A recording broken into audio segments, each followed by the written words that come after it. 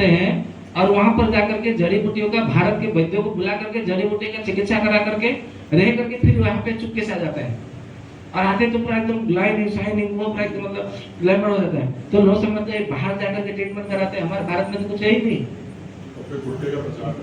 हाँ, वो गुट का प्रचार है, वो जो भी मतलब ऐसा करते हैं। ठीक है, तो आपको सबसे पहले प्रज्ञापराध को रोकना है। सबसे पहले मन में विचार करना, ये भी एक प्रकार के मन का स्वभाव है, परंतु ज्यादा सोचते रहना बीमार करेगा। बिल्कुल नहीं सोचना तो भी बीमार करेगा, इधर उधर की सोचना तो भी बीमार करेगा। ठीक है, ठीक उसी तरह आप यदि नहीं सोएंगे, कहा जाता है कि कम से कम 6 होरे से 8 होरा, यानी कि 2.5 पहर तो सबको सोना ही चाहिए। वो 2.5 पहर सब यदि मतलब कोई क्या बोलते हैं, मैं दिन में कम से कम आधा पहर सो जाता हूँ या तो सो जाती हूँ, फिर रात को जो है मैं 2 पहर सो जाता हूँ या तो सो जाती हूँ। ऐसा नहीं है। इसको इस प्रकार से आप हिसाब करने लगेंगे तो भी ये मिथ्या योग है।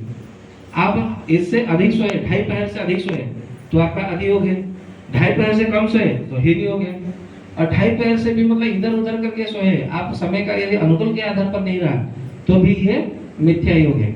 ठीक उसी तरह ये भी जो है बात है स्नान के ऊपर लागू होता है।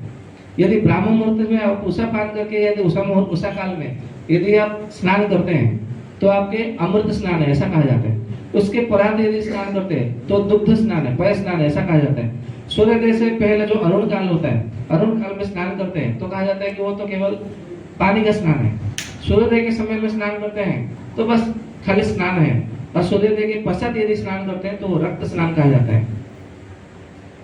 ग्रंथ का नाम है भाव प्रकाश और निघंटु रत्नाकर। इस ग्रंथ में आपको इसका प्रमाण मिलेगा। ठीक है, और तार्क्ष्य संहिता में भी इसके कुछ प्रमाण मिलते हैं इस स्नान के विषय में। उसमें कहा गया कि स्नानम च सप्तधा कृतः, स्नान जो है ना 7 प्रकार के हैं, उसमें ऐसा कहा गया है। फिर उसके बाद में आते हैं भोजन के विषय में लेकर के। अभी भोजन के विषय में बात करने से पहले हमें थोड़ा सा पेड़ पौधे के विषय में जानना होगा। तो पेड़ पौधे कितने प्रकार के हैं, कौन बता सकता है? हमने बीच में बताया भी है, फिर भी हम जानने का प्रयास करते हैं। किसको याद है, किसको मालूम है कि पेड़ पौधे कितने प्रकार के हैं? कोई भी बता सकता है? 4 या 5 प्रकार के। नहीं, या तो 4 बताइए या तो 5 बताइए। 4 कौन बोले?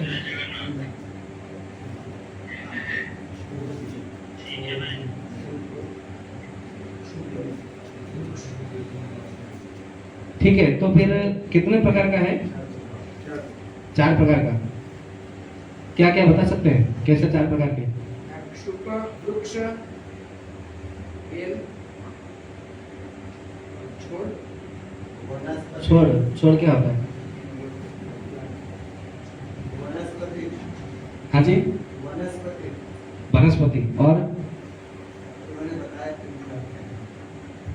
औषधि। औषधि। और जड़ी बूटियां।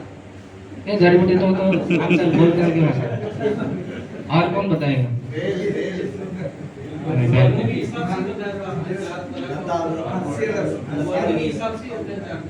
क्या जी? वर्ण के व्यवस्था। हाँ, तो वर्ण के ऐसा सबसे मतलब बताया है, ऐसा नहीं है। कोई भी सेशन रख लीजिए। परंतु वर्ण मतलब पेड़ पौधे के विषय में कितने प्रकार का है, उसका नाम है। उसमें उन्होंने कहा है, एक पहला है वनस्पति, दूसरा है वानस्पति, तीसरा है विरोध, चौथा है औषधि। इस प्रकार से उसका नामकरण किए गए हैं चरक संहिता में। ठीक है, पहला है वनस्पति, आ जाएगा ना, दूसरा है वनस्पति,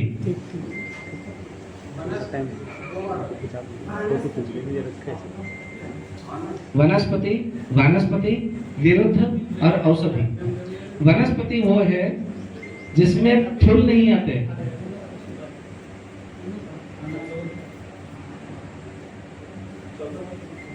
जिसमें फूल नहीं आते वो वनस्पति है।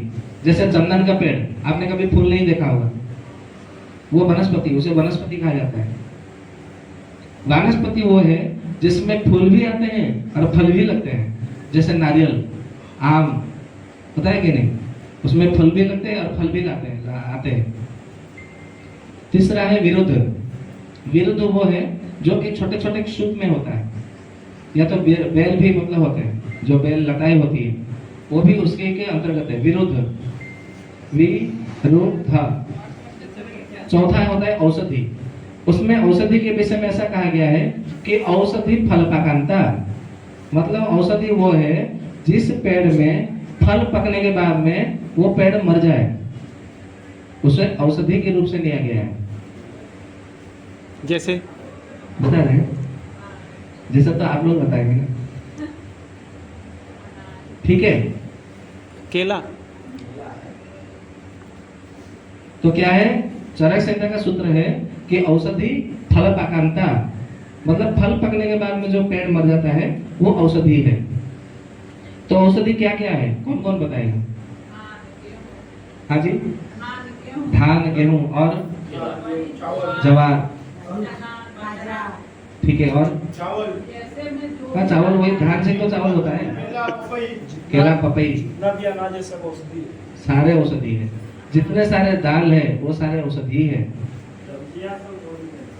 नहीं, सारे सब्जी नहीं, सारे सब्जी नहीं। जैसे आप बीन लेंगे, मटन लेंगे, मतलब वो तोड़ते रहेंगे, वो आता रहेगा, तोड़ते रहेंगे, वो नहीं है। फल पका और पेड़ मर गया, उसके बाद में आप उसका उपयोग करोगे तो उसे औषधि कहा जाता है। तो ये औषधि सबको सेवन करना चाहिए, ऐसा कोई नहीं जिसको नहीं करना चाहिए। जो पानी में रहते हो, हाँ जी, पानी में उसमें आप देख लीजिए वो लता है या गुड़ में है, वो वनस्पति मतलब फल आता है कि फूल आता है, उसके अंदर तो सारे आ गए, पांचवा कोई है ही नहीं, ठीक है।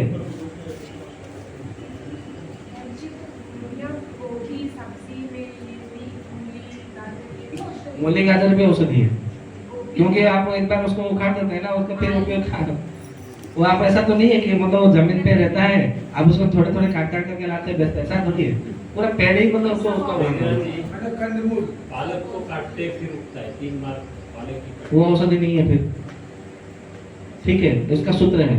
अब इसमें ब्राह्मण क्षत्रिय वैसे सूत्र के आधार पर देखते हैं।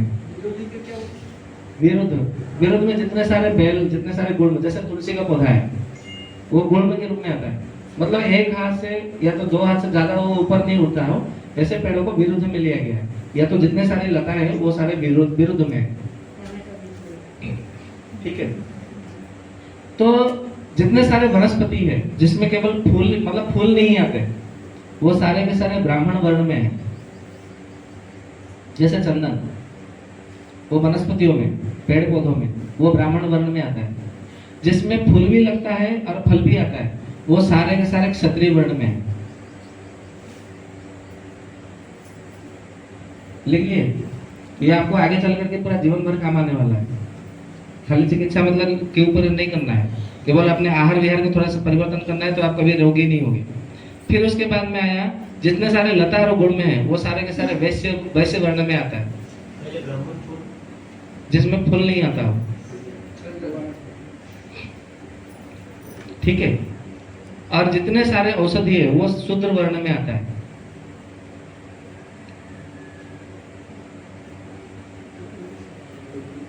ठीक है।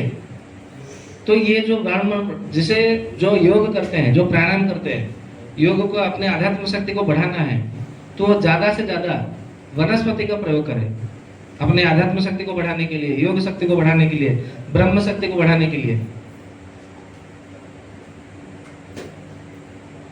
ठीक है।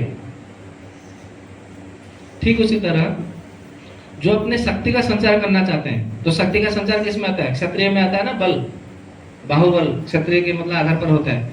तो जिसमें फूल भी लगते हैं, फल भी लगते हैं, जैसे आम हो गया, करेला, मतलब ये करेला भी हो गया, ये कदली मतलब केला, ये सब मतलब जिसमें मतलब फूल भी आते हैं, फल भी आते हैं। आप जरा एक एक कल्पना करके देखिए, जिसमें फूल भी आते हैं, फल भी लाते हैं, उसको सेवन करने के बाद में आपके शरीर में शक्ति का संचार होता है या नहीं होता है? जो बोलते हैं मैं तो दुबला हो गया हूँ, मैं दुबली हो गई हूँ, मैं मतलब ऐसा, मतलब मुझे शरीर में शक्ति का संचार नहीं हो रहा है, मुझे बल की मतलब कमी है, मुझे मेरे शरीर में कैल्शियम की कमी है, मेरे शरीर में मतलब विटामिन की कमी है, अरे सड़ो, ये सब मतलब विटामिन कैल्शियम ये सब छोड़ दो।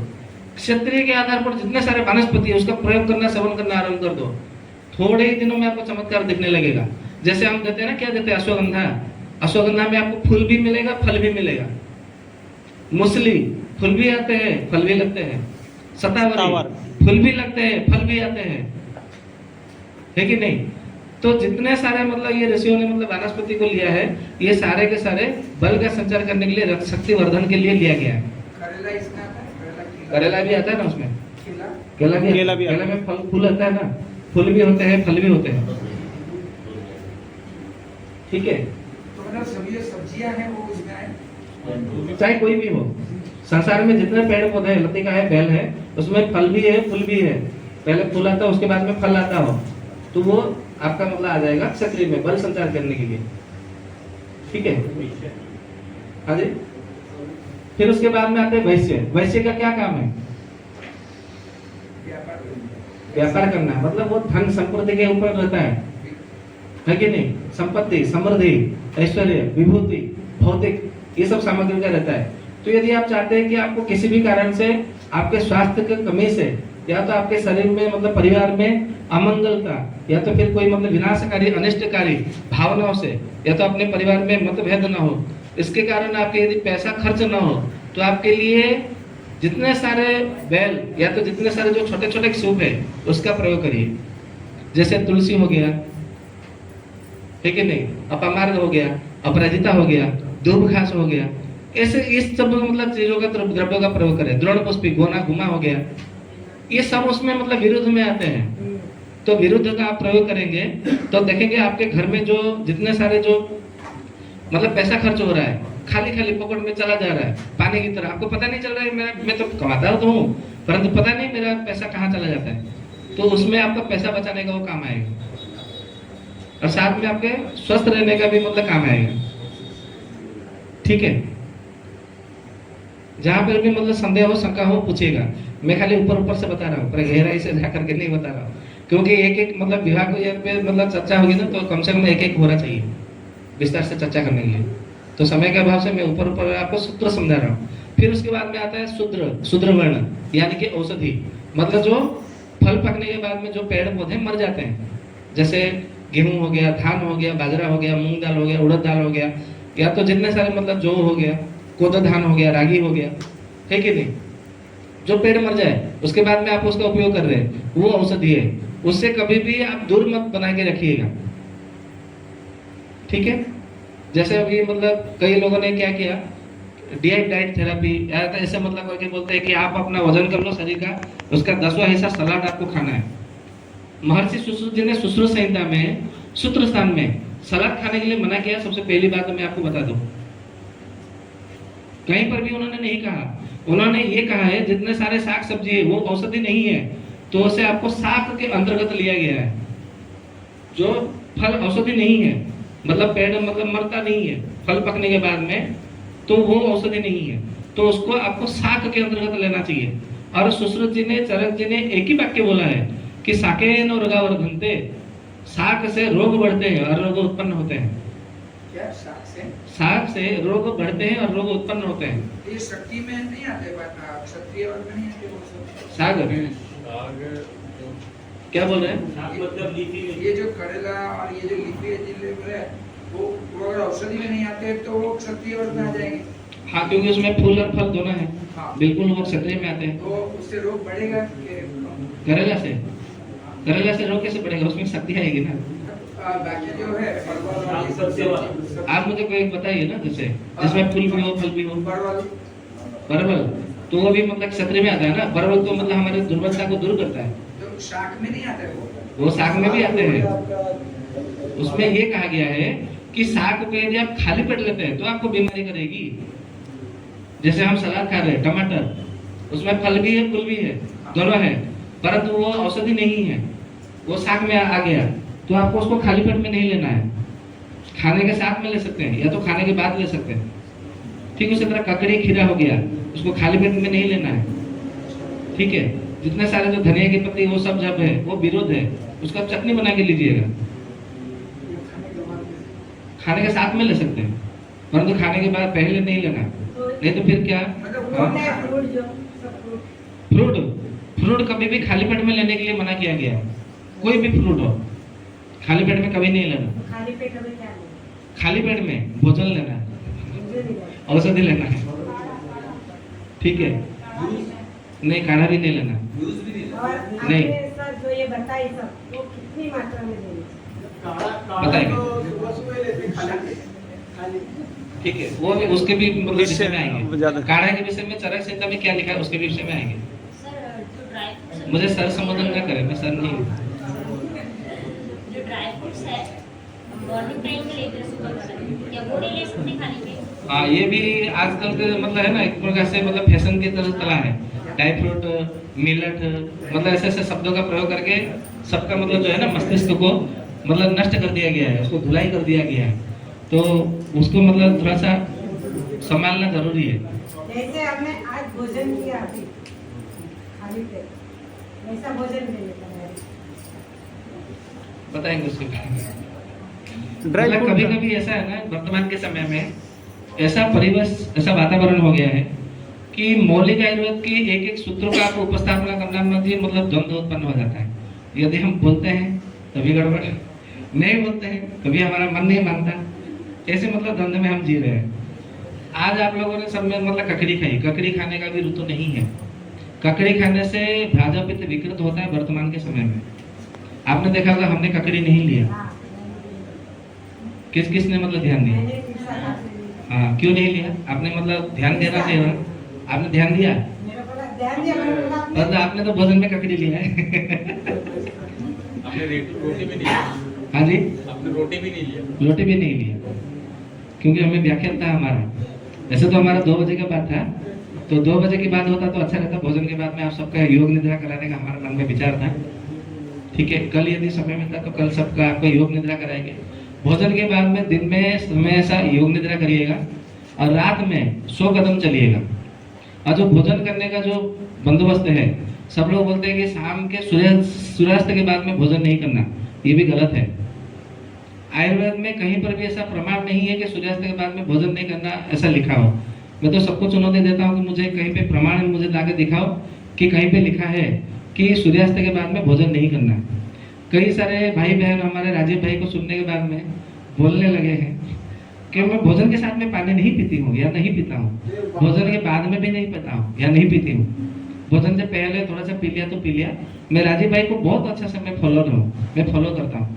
इसका प्रमाण में भी कहीं पर भी मतलब शास्त्रों में आयुर्वेद में नहीं है। राजीव भाई ने ये भी कहा, कई सारे जो नेचुरोपैथी पंचगव्य में काम करते हैं वो लोग भी बोलते हैं कि खड़े होकर के कभी पानी नहीं पीना चाहिए। इसका भी प्रमाण किसी भी ग्रंथ में नहीं है। पानी पीने का 3 प्रकार का विधान है। हमारे शरीर में 5 प्रकार के वायु है। वायु के लिए हम पानी पीते हैं। ठीक है, एक तो प्यास बुझाने के लिए, गले को भिगाने के लिए पानी पीते हैं जिससे कि हमारे शरीर में स्नेह की कमी ना हो, अभाव ना हो। दूसरे पीते हैं कि हमारा शरीर में 5 प्रकार के वायु है, प्राण वायु, अपान वायु, व्यान वायु, उदान वायु, समान वायु।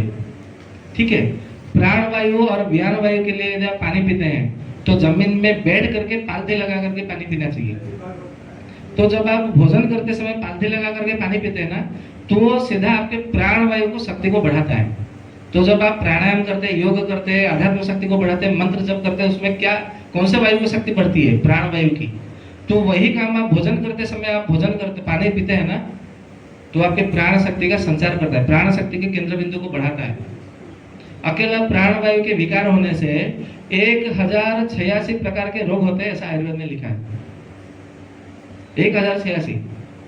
उसमें एक बवासीर है, महिलाओं में ब्रेस्ट ट्यूमर, ब्रेस्ट कैंसर, गर्भाशय में गांठ बनना, रसोली बनना, पाइल्स बवासीर बन जाना, भगंदर हो जाना, मतलब नसें ब्लॉकेज हो जाना, हृदय में घबराहट होना, व्याकुलता आना, बेचैन होना, रात को नींद नहीं आना, मतलब मन अस्थिर रहना, ये सब प्राणवायु के अंतर्गत ही तो आते हैं। रक्त की कमी होना, पूरे शरीर में बदन दर्द रहना, सर्वांग शूल रहना, ये सब प्राणवायु के तो अंतर्गत आते हैं। स्मरण शक्ति की कमी होना, ये तो प्राणवायु के विकार अंतर्गत आते हैं। क्योंकि आजकल मतलब ऐसा है कि भोजन करते हुए या तो सुबह सुबह में बच्चों को हॉर्लिक्स से या तो फिर वो बॉर्नवीटा कॉम्प्लान जो भी है वो बता देते हैं, क्योंकि आपको कॉम्प्लेन बॉय बनाना है, इसके लिए आप भेज देते हैं। तो पानी तो पीने के लिए मतलब देते ही नहीं है। कहीं कहीं पे तो हम दूध दे देते हैं। दूध और पानी का मतलब एकदम से है ना, थोड़ा सा संगति ऐसा है कि आपको दूरी बना के रखनी है, नहीं तो फिर आपके शरीर में पानी में वो दूध मिल जाएगा, घुल जाएगा, फिर उसे अलग कर पाना थोड़ा सा मुश्किल है। उसको केवल फिर अग्नि ही अलग कर सकती है और कोई नहीं अलग कर सकता। और एक अलग कर सकता है, वो है हंस। दूसरा कोई नहीं है, किसी में दम नहीं, किसी में शक्ति नहीं है कि दूध और पानी को अलग कर सके। डेयरी वाले तो दूध में पानी मिला तो नहीं, हमने अलग करने की बात की है, मिलाने की बात नहीं की। दूध और पानी मिल गया तो उसे अलग करने की शक्ति केवल हंस में है या तो फिर अग्नि में है। तो वो पीना चाहिए दूध में पानी मिला के? नहीं पीना चाहिए। बिल्कुल पीना चाहिए। दूध में पानी मिला करके पिए हुआ था, पानी में दूध मिला करके वो है कि बात है, कैसे भी करके पानी पीना चाहिए। वो लोग हमको देते हैं भैया। वो इसीलिए देते हैं क्योंकि आपका वर्तमान के समय में वो सीधा दूध दे दे सरल भाव से, आप पचा नहीं पाएंगे।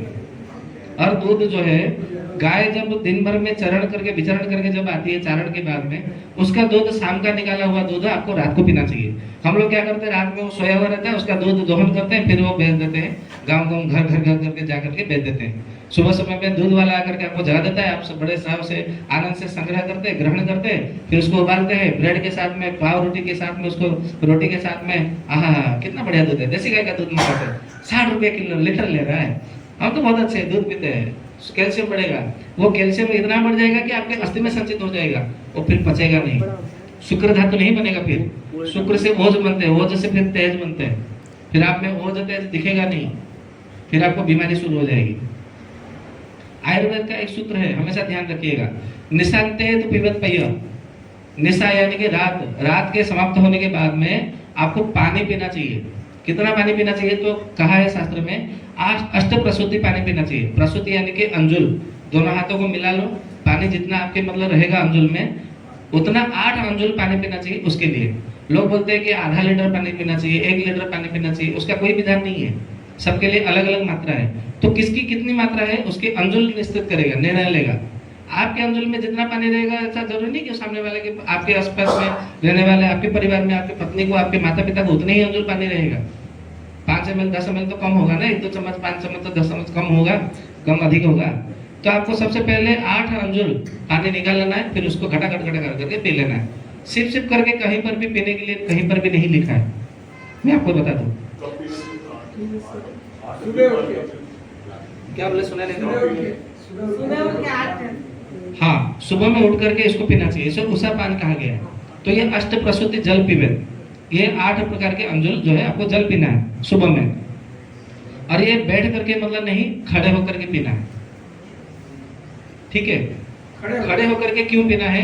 क्योंकि हमारे शरीर में जो 5 प्रकार की वायु है, प्राण वायु और व्यान वायु के लिए बैठ करके पानी पीना है। तो भोजन करते समय जिनको बोलते हैं ना कि मेरे शरीर में झंझनाहट है, सुन्नपन आ जा रहा है, या तो मुझे पता नहीं चलता है मेरे ये शरीर में नस मतलब काम नहीं कर रही, ऐसा बोलते हैं ना कुछ लोग, कोई बोलते हैं नसों में खिंचावट आ गई है, उन लोग को भोजन के साथ में पानी पीने का अभ्यास डाल देना चाहिए। तो भोजन के साथ में यदि पानी पीने का आपने अभ्यास डाल दिया तो चरक जी कहते हैं भोजने च अमृतम बारी, भोजन के साथ में जब पानी पीते हैं तो अमृत के समान गुणोपम धारण करने वाला हो जाता है। और अमृत गुणोपम होकर के आपको अमृत की शक्ति यानी कि प्राण शक्ति देता है, क्योंकि अमृत से प्राण बसते हैं ना। मरे हुए को अमृत से सिंचन कर दो, अमृत पिला दो तो जीवित हो जाता है, ऐसा कहा जाता है। सर उसमें कहा जाता है कि खाना के साथ हम पानी पीते हैं, हाँ, तो जठर अग्नि जो है तो वो पचाने कॉन्वर्ट ऋषि ने भी उसको ऐसे लिखा है ना, कॉन्वर्ट ऋषि के अनुसार बताते हैं ना, राजीव जी। पहली बात तो ये कि बागवट जी ऋषि नहीं है। उन्होंने कहा ना कॉन्वर्ट ऋषि के अनुसार विषमवारी है, भोजनांत विषमवारी। उसका प्रमाण दीजिए। तो सब बोलते हैं भोजनांत विषमवारी। अध्याय बताइए। अष्टांग हृदय अध्याय तो पता नहीं आती है। पहला अध्याय भोजन के बाद नहीं, भोजन करते वक्त बीच में पानी पियो, ऐसा बोलते हैं, बीच में पानी। इसका प्रमाण मतलब होना चाहिए ना, खाली बोलने से नहीं होता है। वो श्लोक इस प्रकार के हैं, मैं आपको उन्होंने जितना से मतलब आयुर्वेद में लिखा है ना, संस्कृत में लिखा है, उसके अर्थ को एक अक्षर को समझने का प्रयास करिए। उन्होंने कहा है, ये सबसे पहला जो ये श्लोक है आया महर्षि तार्क्ष्य जी ने तार्क्ष्य संहिता में लिखा, जो तार्क्ष्य संहिता की बात हमने पहले कही है। सूर्यवंश के राजा बता रहे हैं वही तार्क्ष्य संहिता में महर्षि तार्क्ष्य जी ने ये लिखा है कि अजीर्ण भेषजम वारी, अजीर्ण यदि किसी को अजीर्ण होता है तो वारी यानी कि पानी उसका औषधि है, भेषज है, मतलब वो चिकित्सा का रूप में काम करेगा। जीर्ण वारी बल प्रदम, जब वो आपका भोजन पच जाए तो उसको पानी पीने के बाद में वो आपका बल प्रदायक होता है, बल को देने वाला होता है वो पानी, मतलब वो भोजन को भी आपको एक प्रकार से टॉनिक के रूप में काम करेगी, एक प्रकार से कैल्शियम मिनरल के रूप में